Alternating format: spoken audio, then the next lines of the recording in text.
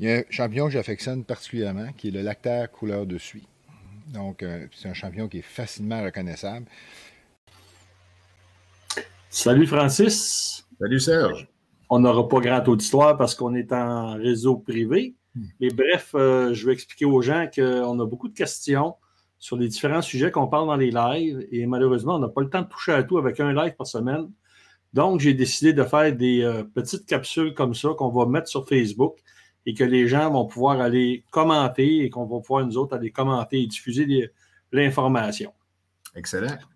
Alors, je commençais avec toi parce que le dernier live qu'on a fait en parlant de champignons, il y a eu beaucoup de gens qui t'ont posé des questions.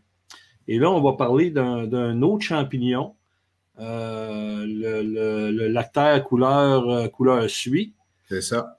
Fait qu'écoute, vas-y Francis, instruis-moi, parce que c'est un bon champignon. Oui. Et quelle période on le retrouve? Bien, un peu comme on fait depuis le début, là, même si on est au mois de mars, j'essaie de préparer la saison puis préparer les auditeurs à la saison. Donc, on a commencé par des champignons printaniers. Après ça, on avance dans le mois de juin. On a fini avec les pleurotes, mais le mois de juillet, c'est un petit peu plus tranquille. Le mois d'août, là, ça commence. Là, c'est vraiment la forte saison. Des fois, fin juillet, on va en retrouver, mais le mois d'août, c'est vraiment... Et on va avoir plusieurs champignons. Fait qu'on commence par, moi, ce que j'aime bien, c'est le lactaire couleur suie. Effectivement, c'est un très bon champignon. L'avantage, c'est que le champignon peut très bien se manger cru, donc on peut le mettre en salade, etc. Ah, okay. Oui, tout à fait. C'est une particularité de ce champignon-là. Tout comme les autres champignons que je vous ai présentés, c'est pour quelqu'un qui commence. On va dire qu'il s'est acheté un petit livre de poche, puis qui découvre son territoire. C'est un champignon qui est facile à reconnaître, on ne peut pas se tromper. D'abord, c'est un champignon là, qui va varier à peu près là, une douzaine de centimètres max en hauteur, donc 5 à 12 centimètres à peu près. Il est d'un brun chocolat. Le chapeau est d'un brun chocolat, puis comme du velours un peu sur le dessus.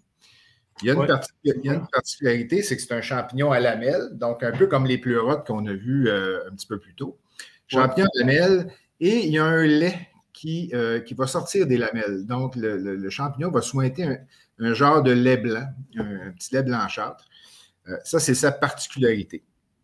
Le chapeau, un chapeau qui est plat, ou c'est un chapeau qui est un peu en forme d'entonnoir, mais surtout plat.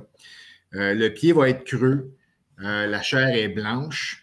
Si les gens veulent faire une sporée, parce qu'il y en a qui ont parlé de sporée dans le dernier live, alors on peut facilement faire une sporée. Là, c'est un champignon à lamelles, donc on prend un verre d'eau, on met une feuille de papier sur le verre d'eau, on perce un trou, on insère le pied du champignon jusqu'à l'eau et on s'assure que le chapeau du champignon, les lamelles collent sur le papier, puis on laisse ça 24 heures.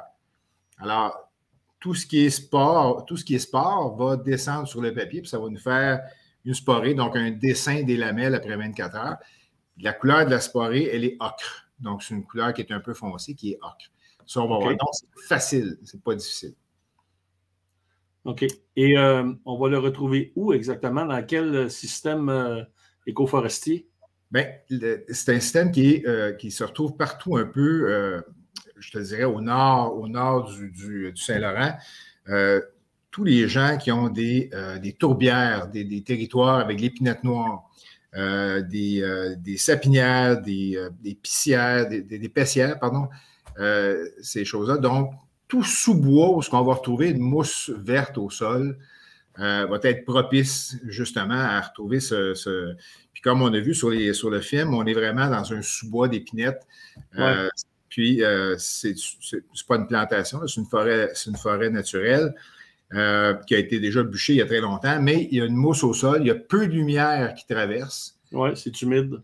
C'est très humide, effectivement. C'est un bel endroit, d'ailleurs, ceux qui trappent le lièvre à l'automne, c'est un bel endroit pour trapper le lièvre, mais au mois d'août, vous allez retrouver ce type de champignons-là.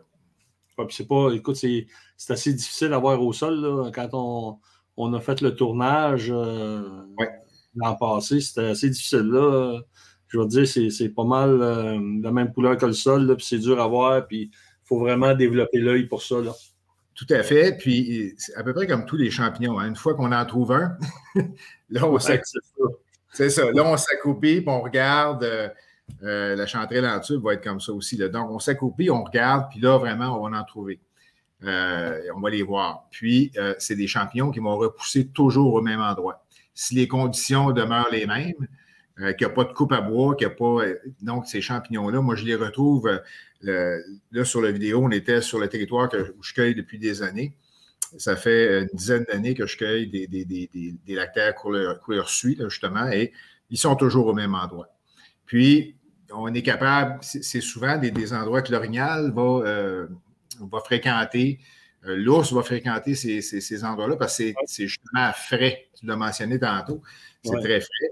Puis, le gibier aussi, pour chasser la perdrix à l'automne, mais c'est dans des places comme ça. Là.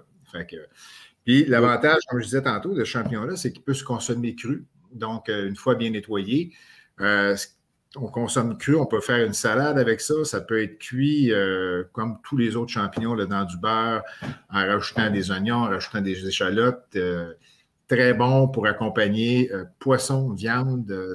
Il y a un goût qui est très prononcé. Certains auteurs vont dire de ne pas le faire sécher. Moi, je les fais sécher, ça fonctionne très bien. Mais comme tout champignon, de les manger crus, c'est de les manger frais sans les avoir fait sécher. C'est toujours meilleur. C'est toujours meilleur. Oui. Écoute, gros merci Francis, puis on se revoit prochainement pour un prochain champignon. Alors, excellent. On invite les gens à aller te poser des questions directement là, dans les commentaires, puis on va répondre à toutes leurs questions via ça. Fait que, parfait. Salut, un gros merci, puis bonjour tout le monde, restez à l'écoute. On va avoir plusieurs capsules de ce genre-là sur différents sujets qu'on n'a pas le temps de traiter durant nos lives. Excellent. Salut Francis. Bye bye Serge.